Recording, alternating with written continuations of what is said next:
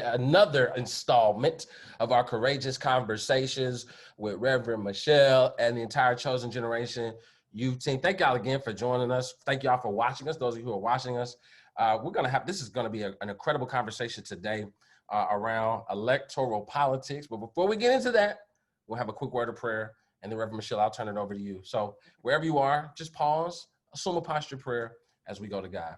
Gracious God, we give you thanks and praise for this day. We love you because you first loved us. You grace us with this day as a new opportunity. You give us this day so full of possibility. Help us to use it to your glory, to bring honor to your name, to be a blessing, oh God, to those across whose path you bring us. Lord, for our conversation today, give us clarity of thought, give us clarity of focus. Help us to speak the truth and to speak it in love. And we pray that, Lord, our commentary, our conversation will bear witness, oh God, that brings forth fruit, that is a blessing to someone's life, and that brings honor to your name. This is our prayer for your blessings, your choicest blessings for each family and for each student represented on this call. And, oh God, for our entire church family and community to be blessed by what it is that they hear. This is our prayer in Jesus' name. Amen. All right, Reverend Michelle, the floor is yours. Thank you, Pastor McGruder. It's always a pleasure to hang out with you. Thank you for this time, as usual, because these courageous conversations are getting more and more courageous. Right. Right. This week, we have the awesome opportunity to talk about who? Kamala Harris. Uh-oh. Is it Kamala? Let's get it right. Who got it? Who can pronounce it right? Who can pronounce it right? I want to say it's Kamala Harris. You want it Kamala Harris? Chris? Kamala Harris, if I believe. Kamala, yeah, I think so, right?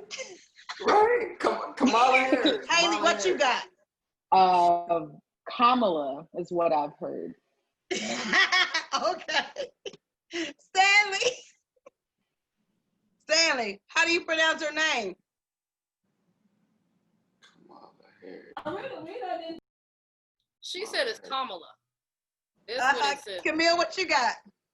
I thought it was Kamala, something like that. Yes, ding, ding, ding, ding, ding. It's Kamala Harris. Right, and if they can't get that right, it's the junior senator from California, right? That also works, right? The junior senator, okay, of California.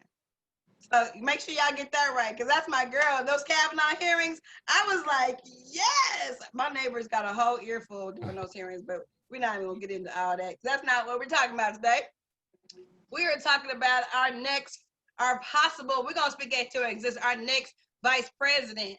How do y'all feel about that? You know what I'm saying? Not only is she black, she's multicultural. Well, I'm sorry, she's multiracial. Let me get that right. You know what I'm saying? Let me correct that. She's a woman, and she represents so many other people. How do y'all feel about that? How do you feel about that after this week?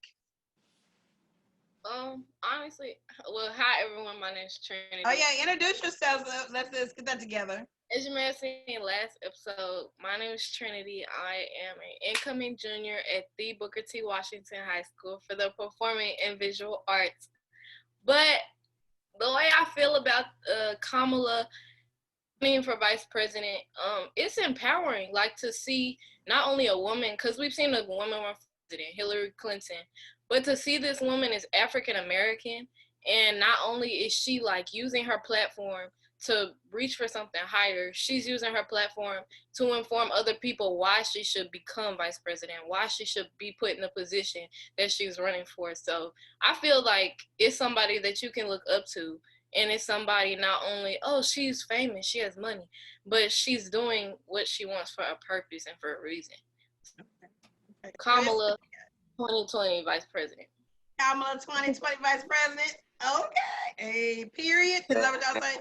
Go ahead, Trinity. Go ahead, period. It's the same thing. You know, Trinity kind of took the words right out of my mouth. It's very empowering, you know, even for me as an African-American man, you know, to see, you know, one of our sisters come up and really do what it do and, you know, shake up something. I like it. You know what I'm saying? You know, keep it like that. Okay. Haley, what you got? I totally agree with Trinity and Christopher. It's just, it's great to see someone who looks like me on a ballot. And hopefully everyone will have their ideas together and just vote for Biden and Harris, and we'll have her as a VP. Yes, yes. Camille, what you think about that? Well, how do you see yourself? How do you feel about this whole situation, VP, Ms. Kamala Harris? I feel like it's a huge step in history, most definitely, and I feel like it'll have more people like more inspired to want to run for, you know, similar positions like that, like, you know, seeing more people of color, and not even just people who are, you know, Black, but maybe more people who are Hispanic, you know, of different like races and ethnicities want to put themselves out there like that. Right, right. Because she's Jamaican, Indian, Asian. So she represents everybody. She feels for everybody. Okay, for everybody. Okay, I like that. Stanley, what do you think about how do you see yourself as Miss Kamala Harris? Mrs. Kamala Harris has been named the first vice president candidate. I think it's wonderful. You think it's one? How do you see yourself now? Do you see any? Can you identify with her? No, not at all. I'm so confused. You're confused. Okay. Okay, Sandy, that's okay. That's okay. So hopefully, maybe by the end of this, you'll have maybe a clearer understanding, because she's a representative of us that we have not seen before. Of course, we saw it in, you know, Barack Obama. That's great. That's awesome. But we get another opportunity to see that in a woman, and so that's always a good thing. You know what I'm saying? Y'all should So, check out. okay. So, how do you think her becoming VP will affect you? Let's go with Christopher. How I see it, when she becomes vice president, we're gonna go When ahead she and becomes, this is okay, right like now. When she becomes vice president, it'll be a good change. It'll be something different, something that we haven't seen before. Because obviously, what we got right now, I'm just leave it at that. But we can go ahead and look for the future. Go ahead and look for something different. Just keep it like that, short and sweet. Look for something different, a good positive change. Okay. Trudy, how do you think her becoming VP will affect you? For me, I want to speak for my people too. Okay, go ahead. I know I'm not old enough to vote, but I know like a lot of people that are, they feel like, oh, I don't need to vote. You know, there's so many other people who are going to vote. Their voice counts. I don't need my voice to count.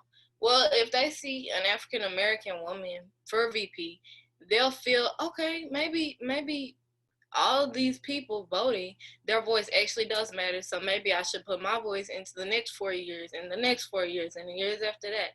So I feel as if her becoming VP, it will affect others to put their voice in and understand that their voice matters too.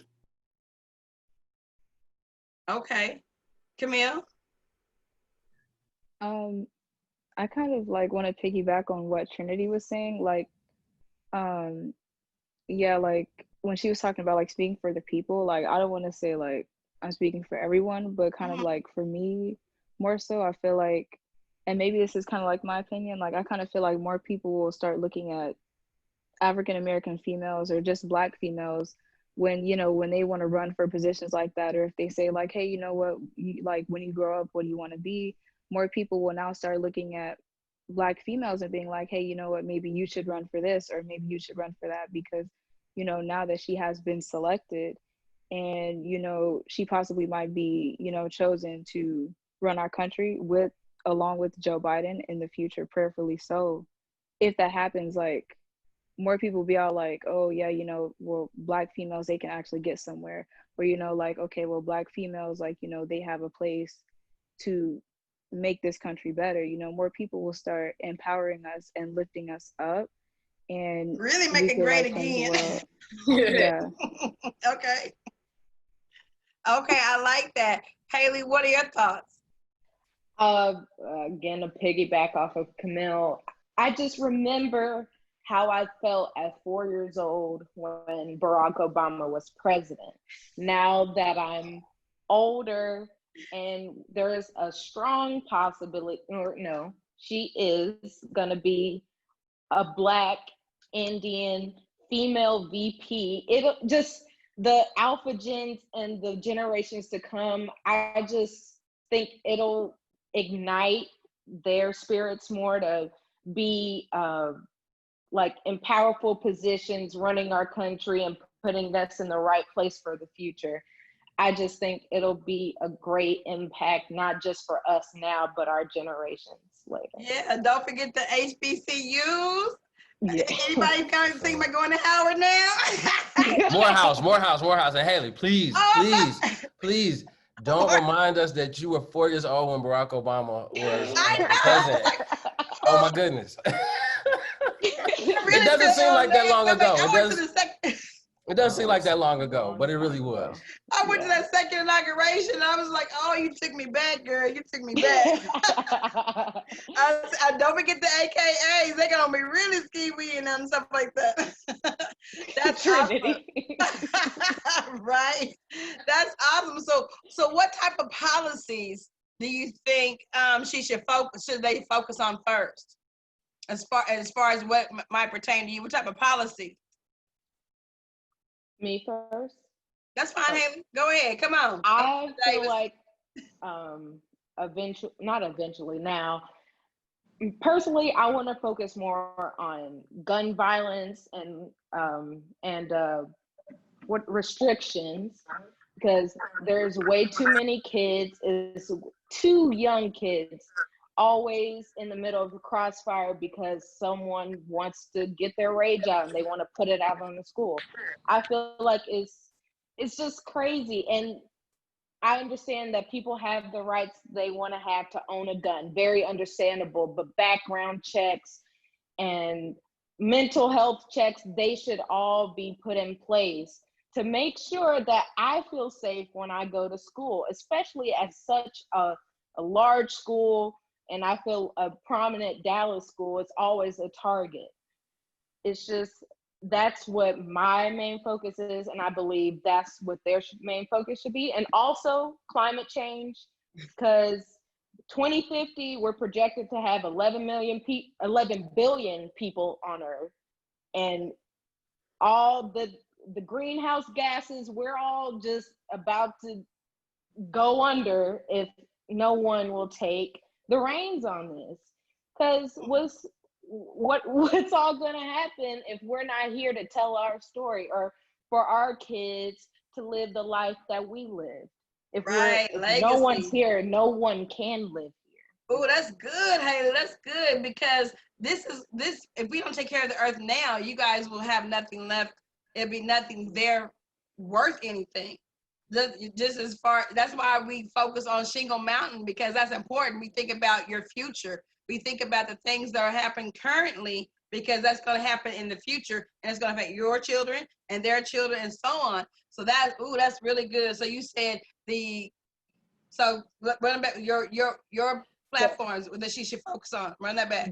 Gun restrictions and climate change. And climate change. Those are your two priorities. Do you have any more?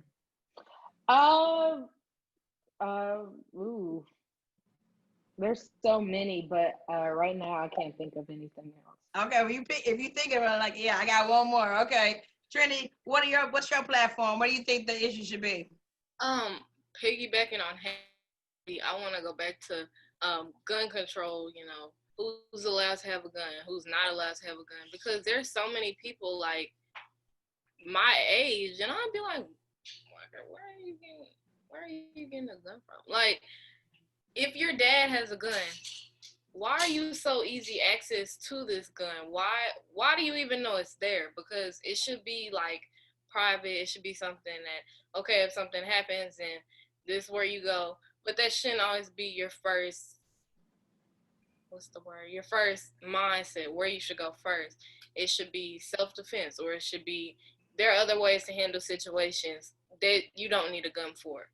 Another, probably freedom of speech, because there's so much people can say, and there's so many ways that it can be taken, whether it's harsh, whether it's a good way, whether it's just, you know, it's taken the wrong way. And that goes back to guns, that goes back to gun control, mental health states. Like, if you're mentally unstable and you have a gun, you get in the wrong situation, then what's bound to happen? People who shoot up schools, people who shoot up neighborhoods, people who shoot up malls, they're not in the right mental state. But they felt as if when they bought the gun, oh, I'm in the right state of mind. I'm doing, you know, what I'm supposed to be doing, handling it the way I should be handling it. So freedom of speech and gun control are my two. What about the type of gun? How do y'all feel about the type of gun as well? Let's go to Camille. I feel like the type of gun, it really matters, because recently, or I think earlier in the year, we all heard about that. What was it? One of the protests, and it was, I think, predominantly white, where a bunch of people went out and they had these military weapons. But when it came to like the Black Lives Matter protests, really barely anyone had, like, really almost no one had weapons, and we were being attacked by like the police and stuff like that. So I feel like most definitely weapons, or like the type of gun that you're carrying, it matters, because I don't feel as though you need to walk out there with any type of weapon that they're using in like the military, or a weapon that's just it's completely unnecessary, or it makes no sense. Like, I probably feel like a handgun, because even like going back to the last question, I do feel like gun violence is something that I would like to see be addressed. I feel like we are at the point of time in America where protection is something that is very much so needed, especially with all the things going on now. I feel like there are most definitely things that, and certain steps that should be taken when it comes to people, you know, purchasing weapons or things that they need for self-defense and protection. I do feel like more steps should be involved. I also would like to see these people address school finance, and I would like to see them address the issues when it comes to student loans and debts when in like colleges and stuff like that. School finance is an issue where it's like, these schools are, I'm sorry for talking so much, but like, No, that's good. That's good. Here it goes. Like, oh, yeah, that's me right there, girl. In debate, we had this one topic, and school finance, even though we didn't look into it that much, I started taking it upon myself, and I did this.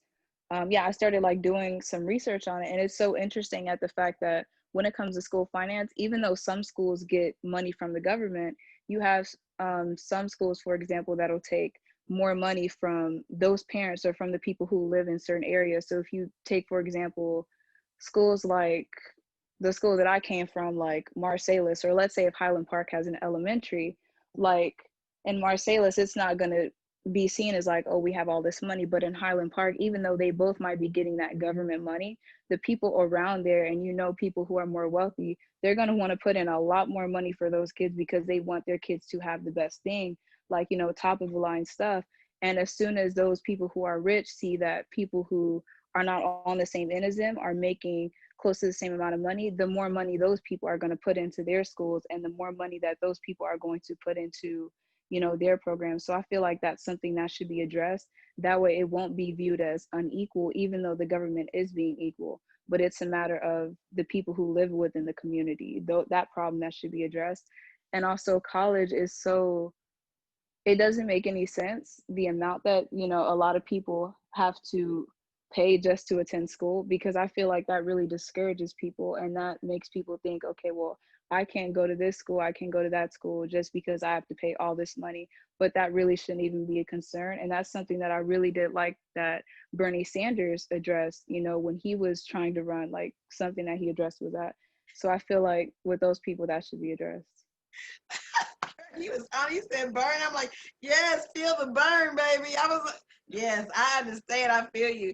Yes, student loans. Yes, that's huge. And then just the way that you broke down between Highland Park and the other demographics in the city was just like amazing to me. I'm like, that's so true, because me as a single parent, I would focus on the education. I would live in certain cities so that my daughter could go to certain schools between Atwell and between Duncanville. So I totally understand what you're saying. Chris, what's your platform? Again, I'm kind of gonna be the oddball out. I want to focus on mostly the criminal justice system because, quite frankly, it's unacceptable. I have talks with my grandfather, and he's like, "Well, son, the only thing that's really different is now y'all have cameras and we didn't." So, and for him to grow up, in the 50s and 60s and everything like that, and for him to experience the exact same pain, trauma, and mistreatment, I have a problem with that. My little brother, he's 10 years younger than me, and it's the way that this is going, he's going to have to face the same thing that I have to face and everything like that. I know for me coming as an African-American man, when I see something that's going down, I'm not going to want to call the police because I don't feel confident and I don't feel safe enough to be able to do that. So there needs to be a change because even, you see on protests and everything and they're recording, which it doesn't get publicized, but real news, it's not going to get shown. But a 4-year-old walked up to a police officer and said, "Are you going to shoot us?" A girl that's 4 years old, a little African-American girl, 4 years old, is just worried about her life when that should be somebody that they can go to. So, I'm all for, let's talk about this gun violence and stuff. When half of y'all, the ones that are shooting us and everything, it's mostly y'all in the first place. So if we're going to talk about guns, what we need to do with y'all, I'm not saying defund the police because at the end of the day, those are people too, and they need to have their, livelihood and everything. But this is just completely unacceptable. And that's where I need you to focus the most on. In my opinion, let's focus on stuff that we can control and that's in our backyard. That's what I'm basically Yeah, that's good. That's good. But when they talk about like defunding the police, they're not talking about not paying them and fire the police. That's not what they're referring to. They're referring to giving, there's additional dollars that go to different funds. And so what we're looking to do when we talk about defund the police, we're talking about putting those dollars in other places so that we can uplift our community, because when you know better, you do better. Yes. And so we can hopefully that will help our community. Maybe it goes to, education. Maybe it goes to financial literacy, different programs like that. So that when we talk about defunding the police, that's what we're speaking of. But I like that. I like that a lot because that's what Pastor Haynes talks about. That's what we are about. So I'm like, oh, okay, come social justice, Chris. I love it. You so radical. You so radical. Like my mom always says, and like what Chris said, if something goes down, I'm still gonna call the police. Right. Ultimately. But part of the conversation is something that maybe we should ask, right? And as we have conversations with folks, we might consider, right, this question of, do you think that the police should have tanks? Do you think that someone who's a community police officer, who's responding to, sort of everyday complaints, from the community, does that officer and does that department need a tank? And that's part of the sort of defunding conversation is, a lot of money is going to militarize police departments. And so to Reverend Michelle and Chris's point, we should ask ourselves. I know. We should ask ourselves, right, as we have these conversations with people, you know what I'm saying, in schools or whatnot, ask your friends or people who say, well, defund the police is this and that. Ask them, should police officers have tanks? That's a good be question. quiet now. Started something. That's why I didn't want to question. But you know what? Since she went there, let's go there because this is courageous conversations, and we're gonna be courageous today. Okay, I think Haley went first, and then we're gonna go Trinity, and then we go to Chris. Come on. No, they should not have tanks. That is what the military is for.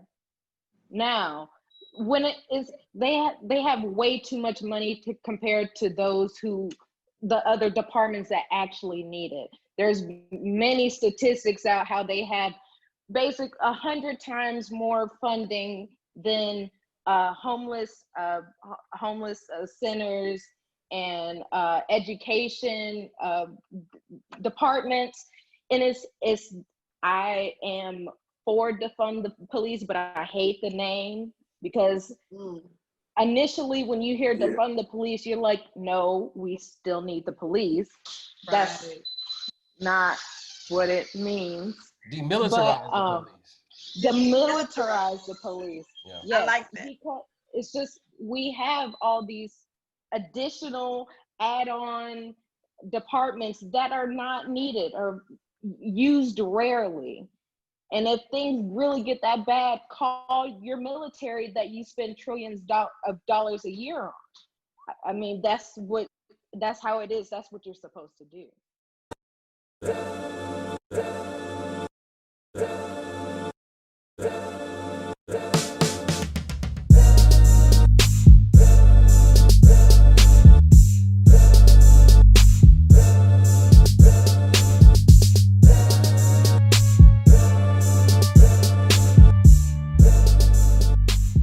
People of God, it's your boy, David Malcolm Magruder, pastor for youth and collegiate ministries at Friendship West. Listen, I hope that you have been enjoying these courageous conversations our young people have been having. They are incredible.